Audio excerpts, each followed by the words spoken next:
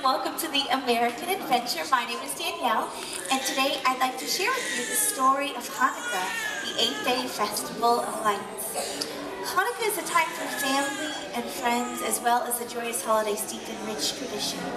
If you look behind, you'll notice some of the traditional symbols of Hanukkah. This is a Hanukkah. It's also commonly called a menorah. It's an 8-branch lamp symbolizing the 8-day miracle, the burning oil. The 9th candle in the center is called the shamash, or the servant candle, and it's used to light the others. 1 candle is lit each night until all have been lit. This is done while singing beautiful blessings. And the candles are placed in the menorah from right to left, and they're lit from left to right, beginning with the candle that's been added for the new night. Now, does anyone happen to know what this is?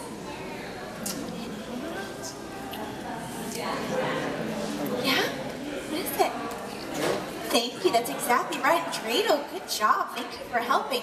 And this is an Epcot-sized dreidel. This is a very large dreidel. But this is good, that way everyone can see it. Well, a long time ago, Jewish people were forbidden to study Torah. So the dreidel was used as a way to teach Hebrew lessons. They printed letters on the sides, and these 4 are Nun, Gimel, Chay, and Shin, and they mean a great miracle happened there. Now, when I was little, my sister, brother, and I would sit on the floor for hours and sing songs and play dreidel. And can anyone guess what the best part about playing dreidel is? Prizes. Prizes, yes. Oh, it's very much about winning because we play for chocolate. Who doesn't love chocolate? Chocolate coins called gelt. And it's a really easy game. Dreidel, you spin the dreidel, and depending on what it lands on is what you do. So you either have to give up chocolate, you don't get any, or you get chocolate. My problem is I end up eating most of the chocolate before the game even starts, admittedly, yes. So you see, Hanukkah is a time filled with special memories like that. And over the 8 nights, my entire family gathers together. We sing songs, we light candles, open presents, and we eat a lot. And my grandmother makes the best potato latkes you have ever had in your entire life. And if you've never had latkes before, they're potato pancakes. I like to eat mine with applesauce. It's very yummy. And that's another tradition of Hanukkah, is we eat foods fried in oil to commemorate regaining the temple and to remember the miracle of the oil that burned for 8 days. So, after all the presents have been opened, and my entire family is stuffed with food, my grandfather sits us down and he tells us wonderful stories. And I would love to share one of his favorites with you now. It's the story of how the Jewish people came to celebrate Hanukkah. Would you like to hear it? Mm-hmm. Yes. Oh, good. This is the story of the Maccabees. Once there was a king. His name was Antiochus, and he ruled a mighty empire made up of 3 different nations, one including the Jews. One day, Antiochus announced, "I will unite these nations into one single Greek nation. We will all speak the same language, and we will all worship the same God. My nation will be so mighty that no other will be able to defeat it."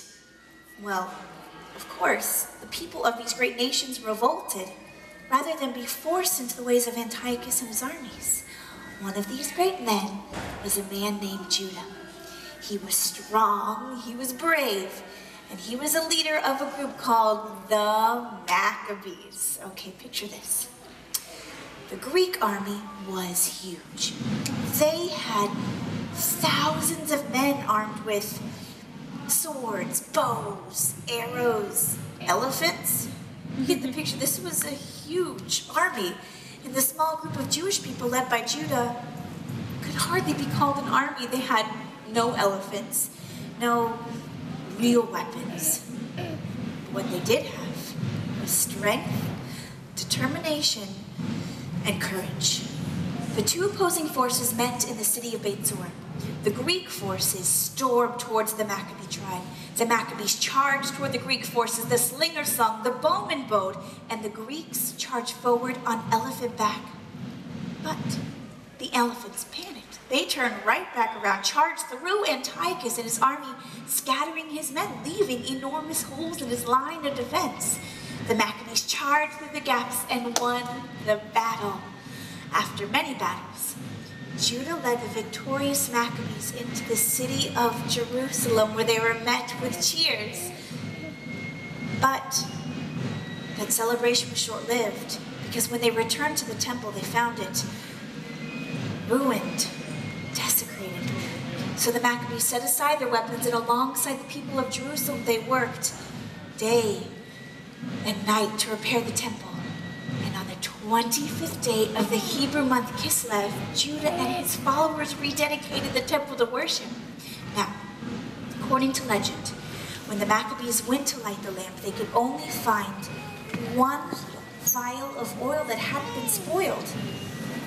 One vial would last them no more than a day. But here's where the miracle occurs. That tiny amount of oil burned for 8 days, and that was just enough time until more could be obtained. So ever since that time, over 2,000 years ago, the Jewish people have celebrated Hanukkah, the festival of lights. And the burning candles in the menorah remind us of the miracle of the oil that burned, and of a tiny band of men and women who defeated a mighty empire and won the right to worship in their own way. Now, I know I said that was one of my grandfather's favorite stories. It's also one of mine. Thank you all so much for letting me share it with you. I hope you have a happy holiday and enjoy the miracles and blessings of the season. Hanukkah Sameach.